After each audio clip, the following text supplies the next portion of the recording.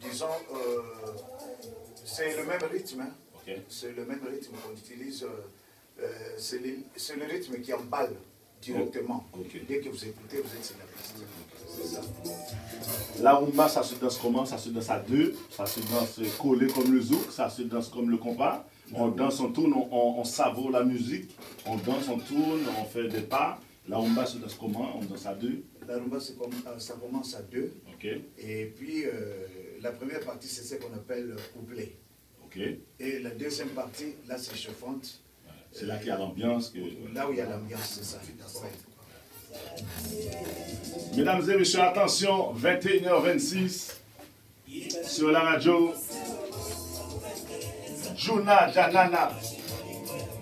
Pour ne pas rajouter le papa de Maître Gims.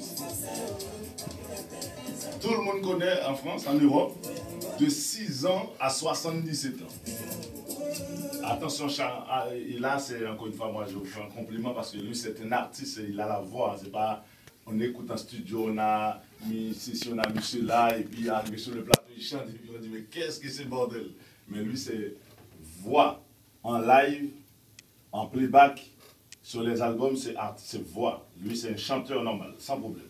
Et félicitations. On sait qu'avant qu'un jeune arrive à ce niveau, c'est pas facile pour les parents. Et on ne sait même pas la peine qu'on vous demande comment c'était compliqué. On sait déjà que c'est compliqué.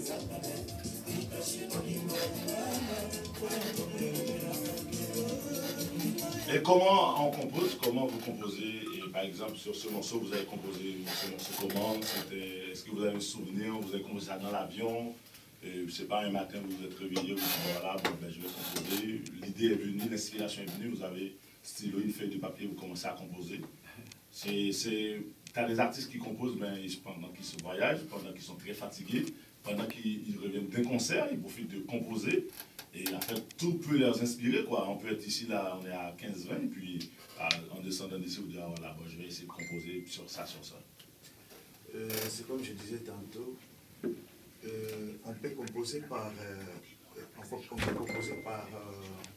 on commence tout d'abord par la mélodie, okay. Et soit par écriture, okay. Et c'est ça.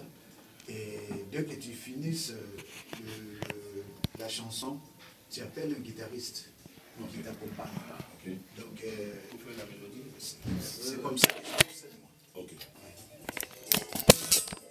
Itachi, un morceau que vous avez parcouru le monde entier avec ce morceau, vous avez fait quasiment partout, hein, et partout avec ce morceau. Et si vous avez une petite anecdote à nous raconter, un souvenir que vous avez, je ne sais pas, pendant un concert, pendant un voyage avec ce morceau sur scène quand vous le chantez. Avec ce morceau, c'est la meilleure chanson en 1991 okay. Au Congo, ex-Zaïre. C'était la meilleure chanson 1991. C'est ça le meilleur souvenir. Et vous avez chanté où avec ce morceau? Vous avez fait par exemple la Belgique, peut-être avec ce morceau, vous avez chanté en France, vous avez fait l'Allemagne? Presque partout. Presque partout. On a fait les États-Unis. Ah oui? L'Europe, oui, oui. Ah oui, carrément. Oui. Ah oui. On avait fait les États-Unis, l'Europe, l'Afrique. On a beaucoup de choses à raconter. Oui, oui, oui.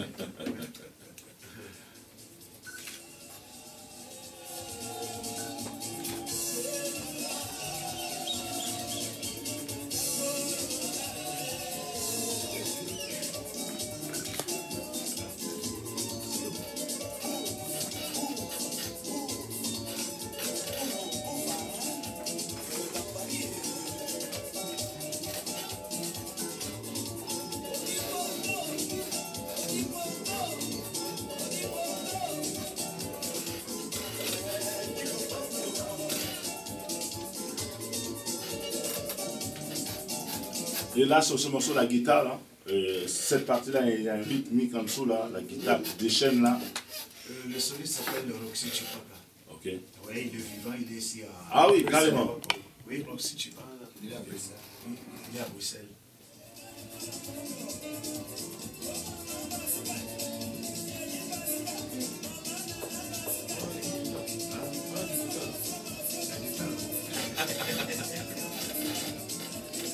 www.radiofanfanmusique.com.